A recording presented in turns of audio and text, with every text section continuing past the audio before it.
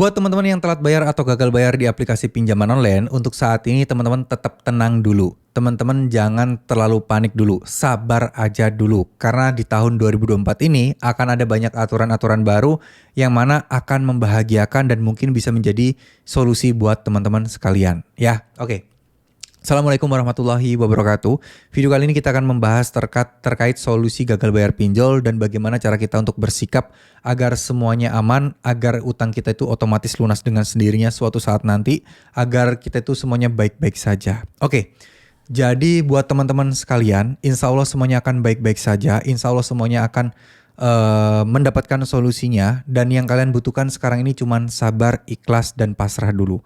Kenapa sabar, ikhlas, dan pasrah dulu? Karena gini, OJK semakin kesini semakin tahun itu selalu memberikan perubahan-perubahan atau aturan-aturan yang berlaku, di mana yang mungkin memberatkan pinjol tapi juga meringankan para nasabah yang gagal bayar.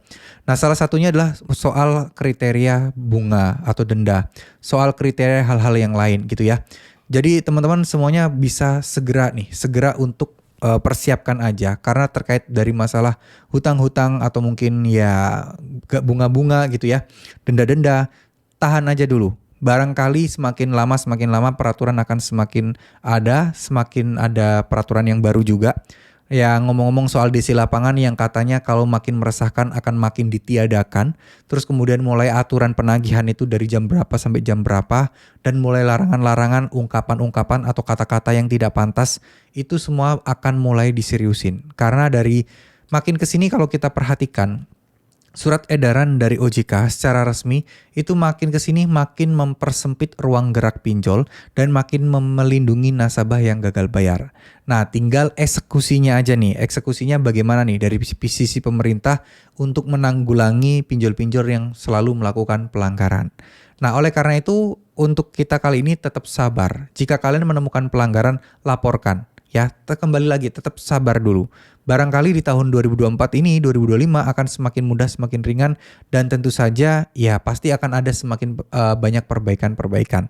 Contoh aku laku kemarin yang udah ditegur hampir 3 bulan itu ya, sekarang sudah berusaha untuk melakukan perbaikan-perbaikan agar ya katakanlah izin beroperasi untuk pay letter mereka biar segera bisa terjalani lagi dan bisa beroperasional dengan normal lagi. Jadi ini sebenarnya kita berkaca ya terkait masalah-masalah sebelumnya. Kalaupun masalah itu terjadi, OJK tetap masih mau mengusut kok. Cuman bedanya ya butuh waktu yang cukup lumayan lama. Nah, untuk menunggu hal itu, sekali lagi teman-teman butuh yang namanya sabar. Teman-teman butuh yang namanya ikhlas apapun yang terjadi. Karena masalah hutang kayak gini beneran deh, nggak bakal bisa tiba-tiba langsung cling, hilang gitu aja, nggak bisa. Butuh perjuangan kalian juga. Butuh kayak kalian mungkin memantaskan diri, lebih berkarya lagi, lebih beribadah lagi. Itu sih sebuah nilai plus atau nilai yang mungkin harus kalian pahami gitu loh. Jadi ketika kita sudah gagal bayar atau telat bayar, bukannya kita terpuruk untuk berusaha mencari dana talangan gali lubang tutup lubang. Tapi yang paling penting kita adalah berusaha untuk bersiap-siap atau menyiapkan mental kita terhadap apapun yang terjadi suatu saat nanti. Mungkin tagihan, terus atau mungkin hal-hal yang berhubungan dengan hal-hal yang lain gitu ya, pinjaman yang lain atau apapun itu tetap harus kalian fokuskan ya. Jadi gini, ketika teman-teman mulai untuk gagal bayar atau tidak punya uang, teman-teman harus paham satu hal, harus tahu satu hal, bahwa gagal bayar dulu, telat bayar dulu itu tidak apa-apa, bukan sesuatu larangan, bukan sesuatu yang hina gitu loh.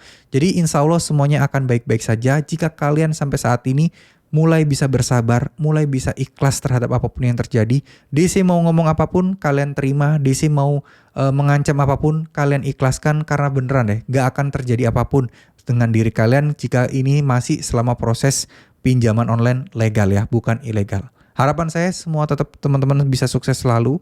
Semua bisa membayar hutangnya, semua bisa dilimpahkan rezekinya, dan bisa bangkit dari keterpurukan seperti ini. Terima kasih, mohon maaf jika ada salah-salah kata. Wassalamualaikum warahmatullahi wabarakatuh.